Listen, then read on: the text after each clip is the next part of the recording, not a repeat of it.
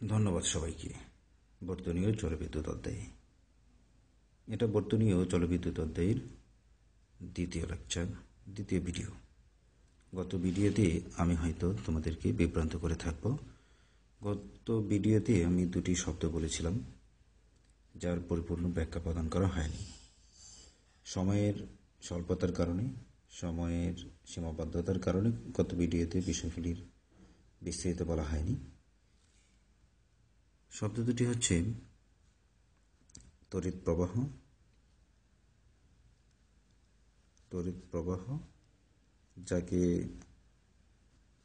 I দিয়ে সূচনা করেছিলাম, আই। আরেকটি শব্দ হচ্ছে তড়িৎ বিভব পার্থক্য, তড়িৎ বিভব পার্থক্য। কি বললাম? তড়িৎ বিভব পার্থক্য, যাকে প্রকাশ করেছিলাম ভি দিয়ে, অর্থাৎ বোল্ট বলেছিলাম আমি। আজকের এই ভিডিওতে আমি বিষয়টি পরিষ্কার করব, তড়িৎ প্রবাহ কি। তড়িৎ প্রবাহ কি? আমি ধরে নিচ্ছি যে আমার কাছে এরকম একটি ওয়্যার আছে, একটি তার আছে, যাকে পদার্থবিজ্ঞানে বা বিদ্যুৎ পরিবহনের ক্ষেত্রে যাকে বলা হয় পরিবাহী। পরিবাহী কেন তাকে পরিবাহী বলা হচ্ছে? কারণ সে বিদ্যুৎ পরিবহন করতে পারে। অর্থাৎ যে সকল পদার্থের ভিতর দিয়ে বিদ্যুৎ নির্দ্বিধায় চলতে পারে, কানেক্টর চললেও হবে, তবে যে সকল পদার্থের ভিতর দিয়ে বিদ্যুৎ চলাচল করতে পারে, অর্থাৎ ইলেকট্রনের প্রবাহ হয়, সে সমস্ত পদার্থকে আমরা পরিবাহী বলি। আমার কাছে একটা পরিবাহী আছে, এটা এরকম হতে পারে আরও একটু মোটা, যাই হোক না কেন, এই অংশটাকে বলা হয় প্রস্থচ্ছেদের ক্ষেত্রফল। তাহলে এটা হচ্ছে প্রস্থচ্ছেদের ক্ষেত্রফল। অর্থাৎ আমার প্রস্থচ্ছেদের ক্ষেত্রফল যাই হোক না কেন, যেমনই হোক না কেন, অর্থাৎ যে কোনো প্রস্থচ্ছেদের ক্ষেত্রফল বিশিষ্ট একটা পরিবাহীর মধ্য দিয়ে, এর মধ্য দিয়ে একক একটা সময়ে, অর্থাৎ সুনির্দিষ্ট একটা সময়ে কি পরিমাণ বিদ্যুৎ প্রবাহিত হলো, সেটাই হচ্ছে, কি পরিমাণ বিদ্যুৎ বলা বোধহয় ঠিক হবে না, কি পরিমাণ আদান বা চার্জ প্রবাহিত হলো। চার্জ, এটাও বোধহয় নতুন শব্দ, চার্জ বা আদান, এটাও অনেকের কাছে নতুন শব্দ। চার্জ বা আদান পরিবাহিত হলো, এই আদান এদিক থেকে এদিকে গেল, এটাকে আমরা বলছি তড়িৎ প্রবাহ। তাহলে আবার বলছি, তড়িৎ প্রবাহটা কি? তড়িৎ প্রবাহ হচ্ছে যে কোনো প্রস্থচ্ছেদের ক্ষেত্রফল বিশিষ্ট একটা পরিবাহীর মধ্য দিয়ে একক সময়ে, অর্থাৎ সুনির্দিষ্ট একটা সময়ে কি পরিমাণ চার্জ বা আদান প্রবাহিত হচ্ছে, তাই হচ্ছে তড়িৎ প্রবাহ, যাকে আই দিয়ে সূচনা করা হচ্ছে। আবারও বলছি, তড়িৎ প্রবাহ হচ্ছে যে কোনো প্রস্থচ্ছেদের ক্ষেত্রফল বিশিষ্ট একটা পরিবাহীর মধ্য দিয়ে একক সময়ে প্রবাহিত চার্জ বা আদানের পরিমাণকে বলা হচ্ছে তড়িৎ প্রবাহ। তাহলে নতুন চলে আসা আরো দুটি শব্দের বিশ্লেষণ করতে চাই। চার্জ বা আদান। চার্জ বা আদান কি? আমরা জানি পরমাণুর ভেতরে আছে নিউক্লিয়াস, নিউক্লিয়াসে থাকে প্রোটন, থাকে নিউট্রন, বাইরে থাকে ইলেকট্রন, ভ্রাম্যমাণ।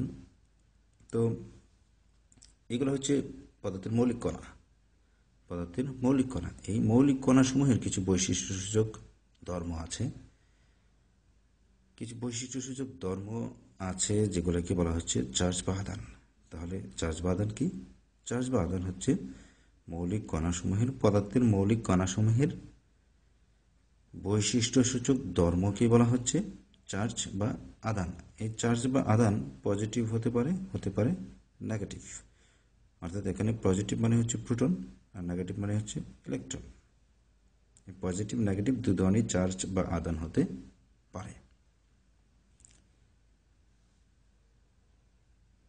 তাহলে আসা যাক তড়িৎ বিভব পার্থক্যে। তড়িৎ বিভব পার্থক্য একই রকম, অনেকটাই সহজ টাইপের। একটু খেয়াল করলেই বুঝে আসবে। আমি ধরে নিচ্ছি আমার কাছে একটি চার্জ বা আধান আছে। এতক্ষণে তোমাদের চার্জ বা আধান বিষয়টি ক্লিয়ার। এখানে একটি চার্জ, এখানে পজিটিভই থাকতে হবে তেমনটা নয়, এখানে নেগেটিভও থাকতে পারে। সেটা যাই থাকুক না কেন, একটা চার্জ আছে, এই চার্জের আছে একটা ক্ষেত্র, অর্থাৎ চার্জের একটা প্রভাব আছে। এটা যেহেতু চার্জ, এর একটা প্রভাব আছে। এই প্রভাবটাকে, যে প্রভাবটা যে পরিমাণ এরিয়া জুড়ে পড়ছে, সেই এরিয়াটাকে বলা হচ্ছে তড়িৎ ক্ষেত্র। কি বলা হচ্ছে? তড়িৎ ক্ষেত্র। এই তড়িৎ ক্ষেত্রের মধ্যে আমি অন্য একটি আধান, সেটা প্লাস হতে পারে মাইনাস, প্লাস বা মাইনাস যে কোনো একটা আধানকে যদি আমি এক জায়গা থেকে অন্য জায়গায় নিতে চাই, তড়িৎ ক্ষেত্রের মধ্যে ব্যাপারটা ঘটবে। ধরে নিচ্ছি যে এখান থেকে এখানে নিব, অথবা এখান থেকে এখানে আনবো। এভাবে হতে পারে, এভাবে হতে পারে, যে কোনোভাবেই হতে পারে। এক জায়গা থেকে অন্য জায়গায় আমি একটি আধানকে স্থানান্তরিত করব। এজন্য আমাকে কিছু কাজ করতে হবে। ওই কাজটাকেই আমরা বলছি বিভব পার্থক্য। এই কাজটাকেই বিভব বলা হচ্ছে। আর যে বিন্দু থেকে যে বিন্দুতে নেওয়া হচ্ছে, এই দুই বিন্দুর বিভবের পার্থক্যকেই বলা হচ্ছে বিভব পার্থক্য। এই দুই বিন্দুর বিভবের পার্থক্যকে বলা হচ্ছে বিভব পার্থক্য। আবারও বলছি, একটি চার্জ আছে, ওই চার্জটি চতুর্দিকে যে একটা প্রভাব বলয় তৈরি করে, সেটাকে বলা হচ্ছে তড়িৎ ক্ষেত্র। ওই তড়িৎ ক্ষেত্রের মধ্যে অপর একটি ধনাত্মক চার্জকে যদি আমি এদিকে আনতে চাই, এই ধনাত্মক চার্জের দিকে, তাহলে কিছুটা কাজ করতে হবে। ওই কাজটাকে বিভব বলা হচ্ছে। আর প্রথম বিন্দু এবং দ্বিতীয় বিন্দুর যে তুলনা বা পার্থক্য, সেটাকে বলা হচ্ছে তড়িৎ বিভব পার্থক্য। আশা করি তড়িৎ বিভব পার্থক্য কথাটি বুঝে এসেছে। তড়িৎ প্রবাহের প্রকারভেদ নিয়ে গত ভিডিওতে কথা হয়নি। আসলে আমি চেষ্টা করছি আর কি, যে দুটি লেকচারে যেন এই পুরো চ্যাপ্টারটি পুরোটাই চলে আসে লেকচারের মধ্যে। বর্তনী ও জলবিদ্যুৎ অষ্টম শ্রেণীর একটি অধ্যায়। এখানে খুবই সামান্যই আলোচনা আছে। তাহলে আসা যায় তড়িৎ প্রবাহ এর প্রকারভেদ নিয়ে। তড়িৎ প্রবাহের প্রকারভেদের মধ্যে পাওয়া যায়, তড়িৎ প্রবাহ হচ্ছে দুই ধরনের। একটা হচ্ছে পর্যাবৃত্ত প্রবাহ, পর্যাবৃত্ত প্রবাহ। আরেকটি হচ্ছে অপর্যাবৃত্ত প্রবাহ, অপর্যাবৃত্ত প্রবাহ। এটাকে এসি বলা হয়, এটাকে বলা হয় ডিসি, ইংলিশে এটাকে ডিসি বলা হয়। পর্যাবৃত্ত প্রবাহ হচ্ছে প্রতি মুহূর্তে দিক বদলাবে। বাংলাদেশে এটা দিক বদলায় 50 বার, প্রতি সেকেন্ডে 50 বার, 50 পার সেকেন্ড, 50 বার দিক বদলায়। আমেরিকাতে এটা বদলায় 60 অর্থাৎ 60 পার সেকেন্ড। দিক বদলাবে। দিক বদলানোর বিষয়টা কেমন, এটা তোমরা অষ্টম শ্রেণীতে বুঝবে না, বা আলোচ্য বিষয় নয়, বোঝালে হয়তো বুঝে আসবে। এটা নবম দশম শ্রেণীতে গিয়ে পাবে, পদার্থবিজ্ঞানের সর্বশেষ অধ্যায়ে, শেষ অধ্যায়ের আগে শেষের দিকটাতে। অপর্যাবৃত্ত প্রবাহ কি? অপর্যাবৃত্ত প্রবাহ হচ্ছে যে একমুখী বিদ্যুৎ প্রবাহ।